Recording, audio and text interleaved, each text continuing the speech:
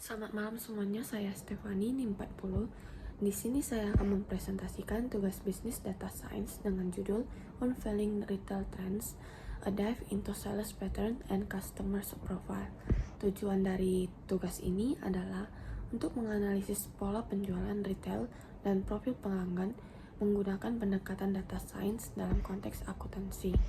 Nah, di slide pertama ini ada pendahuluan Google Colab. Apa itu Google Colab?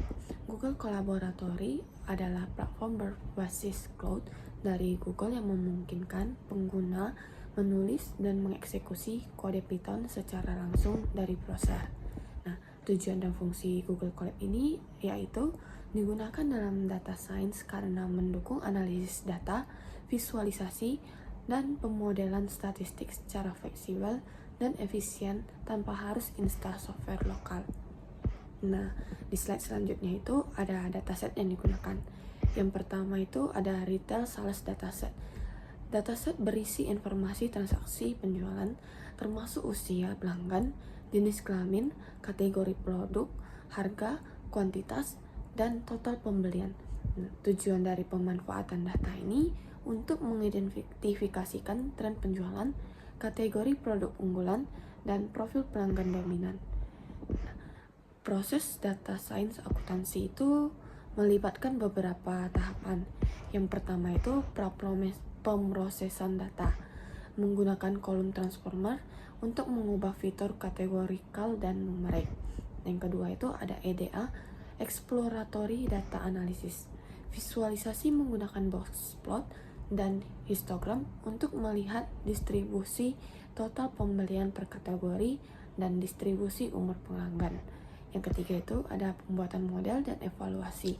Model dilatih dan dievaluasi menggunakan MAE, RMSE, dan R+2.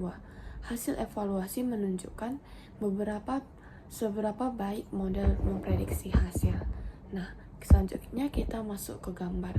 Gambar yang pertama ini adalah gambar distribusi total amount per kategori produk. Ini merupakan memvisualisasi data distribusi data numerik. Nah, tujuan dari gambar ini adalah melihat bagaimana penyebaran total pembelian berbeda antar kategori produk, mengidentifikasikan kategori mana yang memiliki pembelian lebih tinggi atau lebih bervariasi, mendeteksi outlier, yaitu pembelian yang sangat besar atau kecil dibandingkan yang lain. Nah, pada gambar kedua ini adalah distribusi umur pelanggan, memvisualisasikan distribusi frekuensi umur. Tujuan dari gambar ini adalah untuk menunjukkan distribusi frekuensi umur pelanggan sehingga dapat diketahui rentang usia yang paling dominan dalam data pelanggan. Dan gambar yang ketiga ini adalah confusion matrix, memvisualisasikan kinerja model klasifikasi. Nah, tujuan dari gambar ini adalah untuk memvisualisasikan kinerja model klasifikasi melalui confusion matrix sehingga dapat diketahui tingkat akurasi dan kesalahan dalam memprediksi kategori produk pelanggan. Nah, selanjutnya itu manfaat bagi akuntansi. Nah, yang pertama itu membantu pengambilan keputusan berbasis data.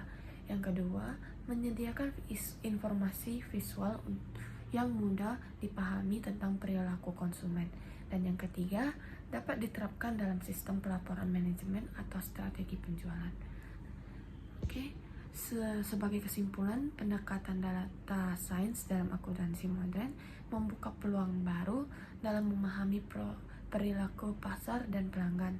Saya berharap presentasi ini dapat menjadi dasar untuk riset lebih lanjut dan pengembangan sistem informasi akuntansi berbasis data. Terima kasih.